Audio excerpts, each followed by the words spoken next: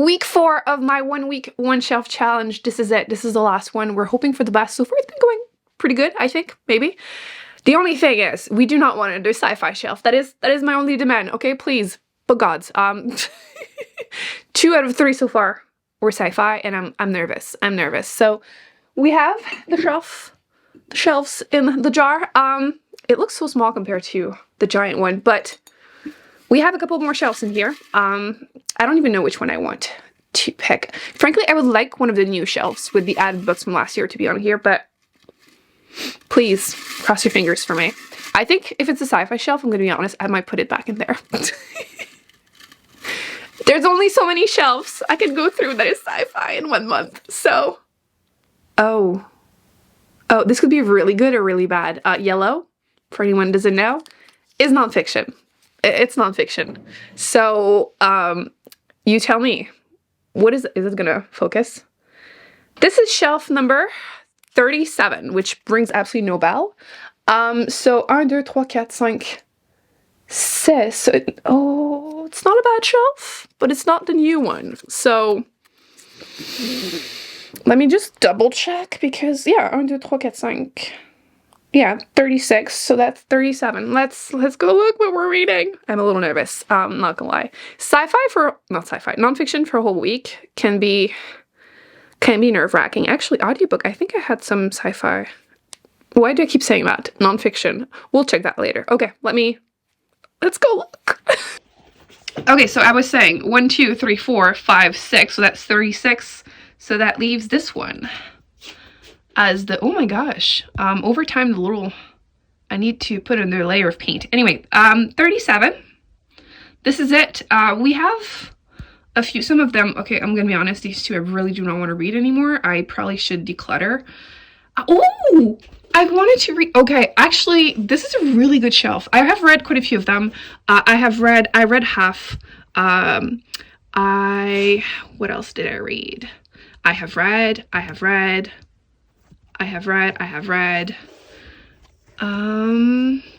Kind of read, but, you know, I want to reread. I have read. So that's kind of it. So I feel like the ones that I have read on here were really good. And then the rest, again, we'll talk about that at a time. I have too many options here that I want to read. I'm going to pick a couple and talk about them.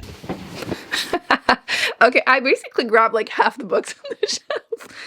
This is a good thing. I was worried. I feel like nonfiction is just that it's intimidating, right? I feel like I have only so many brain cells. By the end of the day, I'm tired. Okay, I can't read. But I think I'm gonna have to become a bit more creative in terms of finding time to read. Maybe I can like try to read first time in the morning, first thing in the morning. So clearly I will need it. So let's go, just grab. Okay. This one I've been meaning to read for absolutely ever. It's really short, so I feel like that would be motivating.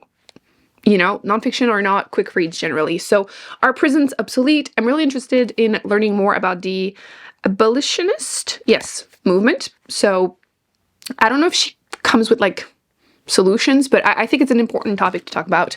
And I don't know much about it. I have been meaning to read this. I've read the intro. I've been meaning to read this. It's on my list of like nonfiction I want to read in 2024. So bullshit jobs about capitalistic world where a lot of people have pointless job. It's hard to be motivated. So that's cool. I also had bought Birth Strike, The Hidden Fight Over Women's Work, which I feel like with everything going on in the US, a very interesting topic to talk about right now too. Entangled Life, I picked it up because I think I saw the audiobook at my library, so I'm going to try to see if I can pick it up. That way I could listen to it and it would be like an audiobook for nonfiction too, and one that I actually own on that shelf. That would be brilliant. I also grabbed Doing Harm because I was meant to read that 2 years ago and I didn't. This is the truth about how bad medicine and lazy science leave women dismissed, misdiagnosed, and sick, which hits way too close to home. I have read quite a few books on that topic. That was the last one I had bought and I have yet to pick it up. I also have the seven necessary sins for women and girls, which I had seen I think it was a TikTok of the author, and I thought it was a really interesting topic. The whole, like, at least a clip I had seen was about how women are meant to be polite, but who decided what was polite? Who benefits from being polite? Anyway, that was cool. And then I really want to read this one too. This is They Were her property, white women as slave owner in the American South. I feel like I don't know enough about slavery, and I feel like whenever you hear about it or I've heard about it, it tends to focus more on men. And I think that it's really important and interesting to hear about the role of women. Yeah, too many books, right? I don't know which one to start with. I think I'm gonna, I don't know. I think my biggest struggle this week is going to be like choosing one. Like, I might have time to read more than one, especially again if I read the small one. But which else? Which else? I don't know. I don't know. I'm gonna look at that one, like I said, at the library. I'm gonna definitely try to read a small one, but out of these, okay, we're not gonna read this one this time.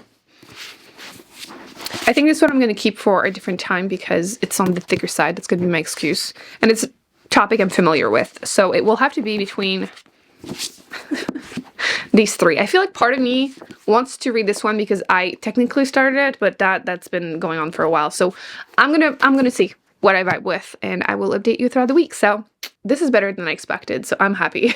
I might feel differently when I update. Quick update on the book, The 7 Necessary Sins for Women and Girls. I have like a million post-its already. I wanted to say the author, the life she has been living is absolutely insane. So I'm not sure this is going to be something I can binge read. I feel like that's what happens with nonfiction, frankly, whenever I pick one of those shelves for this challenge. But I'm glad I picked this one up because I didn't realize she was the same author that wrote, is it Hymen and Headscarf? Anyway, she was born in Egypt. She is Muslim. She moved to Saudi Arabia when she was younger than the UK, and now she lives in the US. She is a journalist and activist. She, even during the protests, I think it was in Egypt, she got arrested and they broke her arm and her hand. Like, she has lived a life. She's living a life. And the book is already pretty interesting. I'm going to put a screenshot from the intro. There's a page, well, I'll just include one page so you get most of the summaries of the chapters. And she goes through the sins, not really, that she wants women to actually commit because they're so frowned upon. So anger, attention, profanity, ambition, power, violence, lust. So far I have read anger and attention plus the introduction, which is about defying, disobeying, and disrupting the patriarchy. That's, you know, her goal for us. And so far I am very much invested. I'm really enjoying it. It's so quotable. And like, I don't want to mention any of the quotes because I feel like they're all so different, and like I feel like it would, I don't know, not do it justice. But there's one story that she explains the topic that young girls do have anger, like the first chapter, and it's taken away from us. Because I feel like as a kid, I definitely had a lot of like anger when things would happen that were not just, and we're not supposed to be, you know? We're supposed to be quiet and collected and blah, blah, blah, even as children.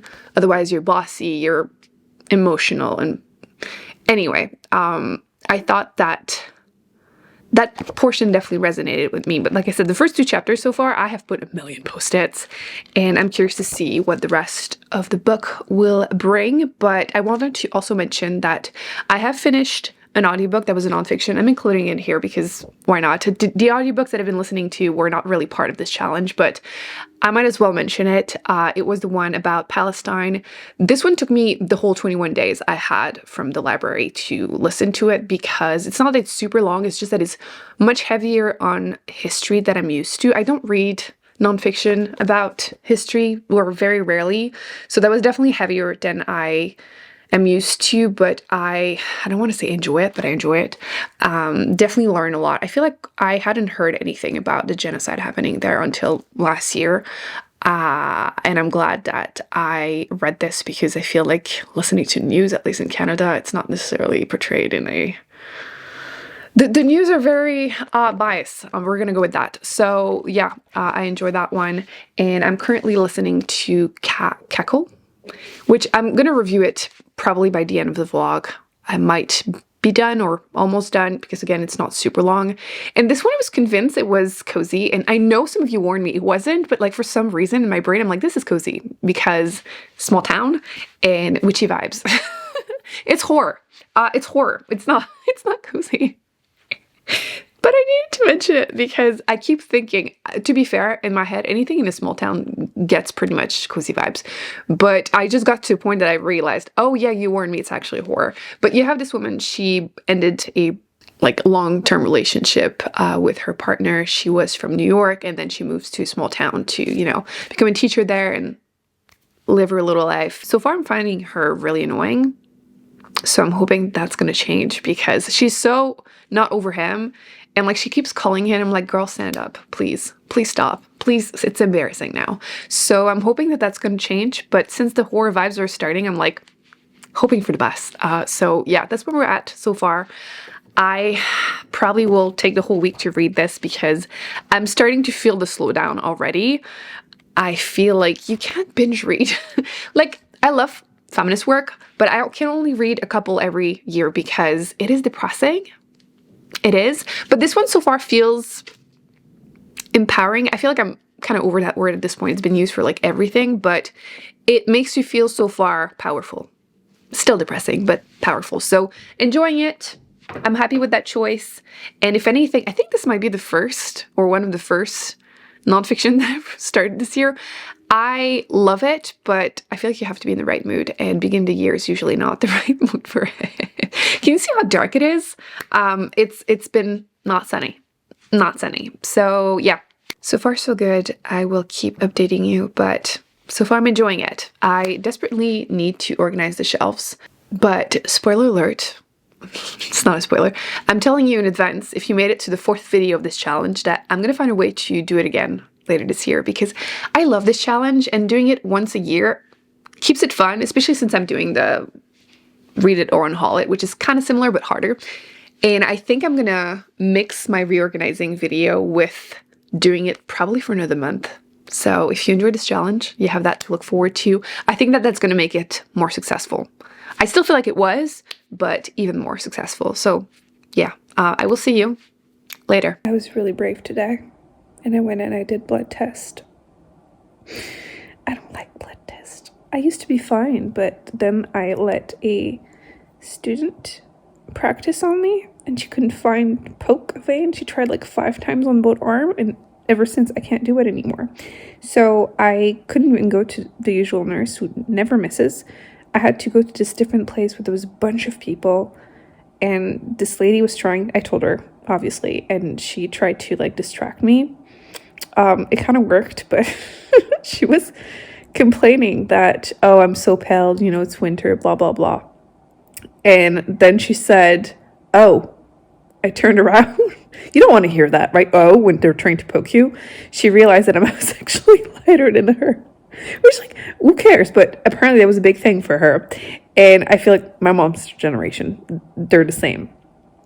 And to try to distract myself, her, and, you know, make her feel better, I told her about that one time during a summer where we were a group of people going on a boat. And this girl told in front of everyone, oh my God, I didn't think anyone past the age of 5 wore like white tights with their dress. I was not. And like, I don't know if she was doing it to be bitchy. That's not the vibe I was getting, but you know, that's definitely something that stuck with me. I also proceeded to have the worst sunburn I've ever had on my legs. So anyway, I was very brave today. I also started getting the cramps. You know, the ones that means that you're about to have your period in like 24 hours. Like, I'm not having a great day. This is where I'm going with this. So I have made some progress with the book, but not like an impressive amount. I am at, I should show you, chapter 6. So I have like, what, 2 more chapters? Well, that's 3. I have to read the 6th one too. So like 3 more chapters or something. Well, okay, 2 chapters in the conclusion. So yeah, I feel like the last 2 or 3 chapters were a lot slower and not necessarily out of my comfort zone, but it's a lot more like political, and it's not necessarily something that I read quickly or really for fun. Not that you have to read only fun nonfiction, but you know what I mean. Like, it's a bit more tedious for me to go through. I did not put as many post-its. But yeah, I'm still enjoying it, just I'm struggling. So yeah, I'm taking it one day at a time. This is not going as fast as I wish it could, but if anything, I still feel like I'm happy I picked that shelf because it's making me realize that I want to read nonfiction. Like, I know it was one of my goals this year, but I haven't been reading pretty much any, I think, this year so far. So I'm at least back, you know, back to work. But yeah, this is a rough week for me. It's okay. I have kittens next to me, which, like, that's the one thing that matters. Yeah, yeah. And then you have this little buddy. You're always looking at me instead of the camera. Oh yeah, very photogenic. Charlie does not look great on camera, but like he's very handsome in person. Oh, look at him. Do you see how shiny that kitty is? When we went to the vet when he had swallowed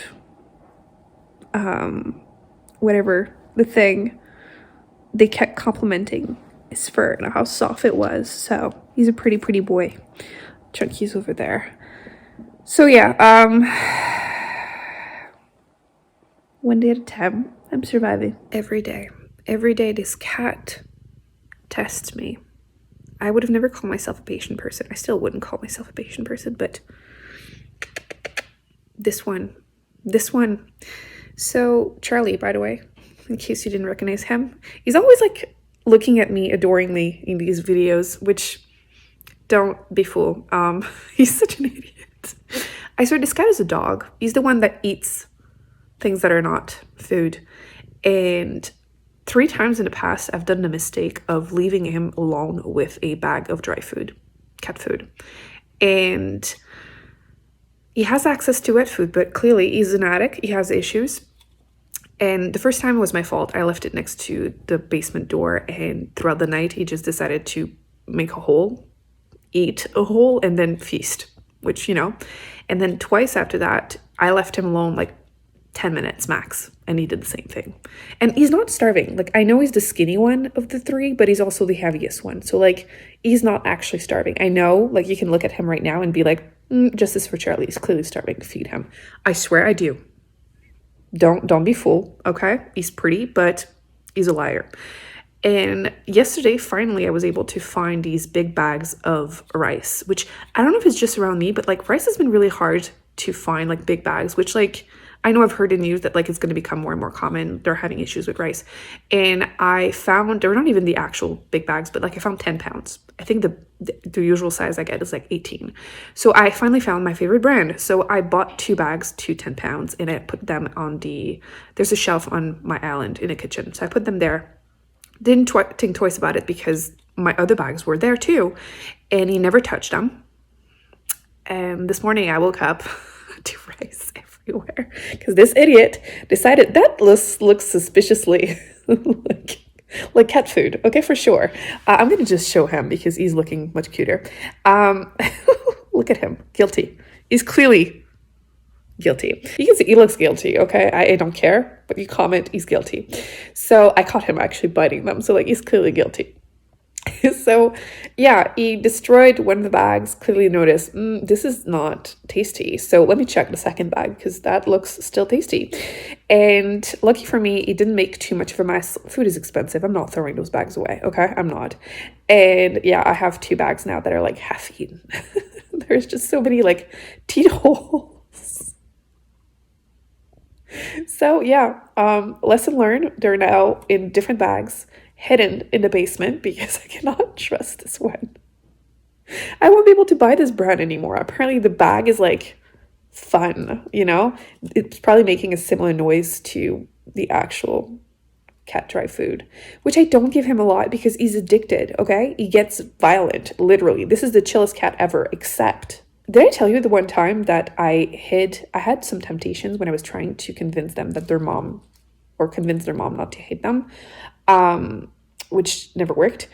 I hid them on the shelf upstairs in one of the bedrooms. There's no doors for the closet because the past owners removed them, whatever. And I hid that container there. There's no way to reach that but he did. He ate the whole thing. Wasn't sick. I don't know how. That tummy must have hurt. But he ate like whatever, the third of the box in one go. I told you he has issues. He's an addict. He's an addict, and I cannot trust him around anything now because bags of rice. I'm gonna have to insert a clip because why would you do that? So yeah, that's what I woke up to this morning. So every day I am tested, and it just keeps confirming to me that I don't have what it takes to have kids. Because sometimes I catch myself saying things and I'm like, wow, I sound like my mother. So I'm not doing that to anyone. At least you don't understand. And I just give you kisses while calling you an idiot. That's how I cope.